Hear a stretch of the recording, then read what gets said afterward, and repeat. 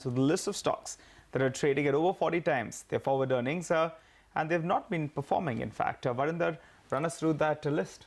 Well, I'm sure, most of the people know about these stocks, but, when the markets are falling down, you will look at stocks which are expensive. You will look at stocks which have not performed financially in the last few years, and also stocks with high institutional holding. The first one is clearly Jubilant Foods. I have no reasons to believe that why, still the stock is trading over 40 times FY18 earnings. One is the earnings, which is the forward factor, and the stock is really, really expensive at these valuations. The important thing is that if you go back, last 3, 4, 5 years, the company has not performed well at all. Look at 3-year profit, compounded annual growth. It was minus 5.3. There has been concerns over the promoter pledge. FY EBITDA margins have fallen down from 20% to 11%. So you have seen margins eroding for this company. Promoter stake has come down from 60% to 45%. I'm sure most of the analysts in the market teach us that you can give high earnings multiple to companies where you are seeing growth coming in the future. So if that is the case, I could go with companies like Asian Paints, where you are seeing growth coming in, where that that the growth is there. But for Jubilant Foods, I really don't know. No profit growth in the last 3-5 years.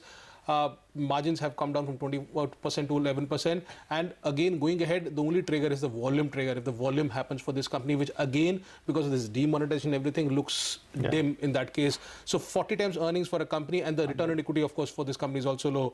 United Spirits, another company, the stock is trading over 40 times FY18 estimated earnings. Again, if you go back, you will see that the 3-year profit of this company is 2.5%, sales is 2.7%. Margins have come down from 15% to 10% from this company, and the stock is trading at 9 times book value.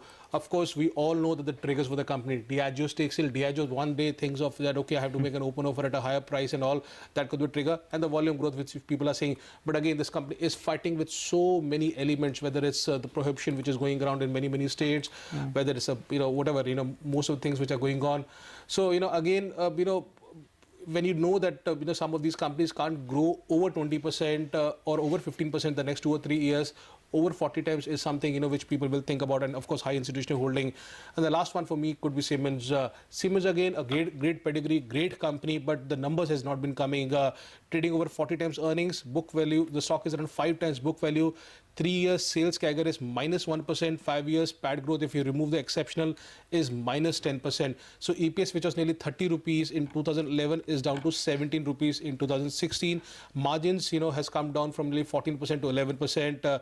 And also importantly for these companies, you got to watch out for the return on equity. The return on equity for this company stands around 9 to 11%, which was 27% in FY11. So the return on equity has come down. The order book and execution could be the triggers for these companies to move ahead.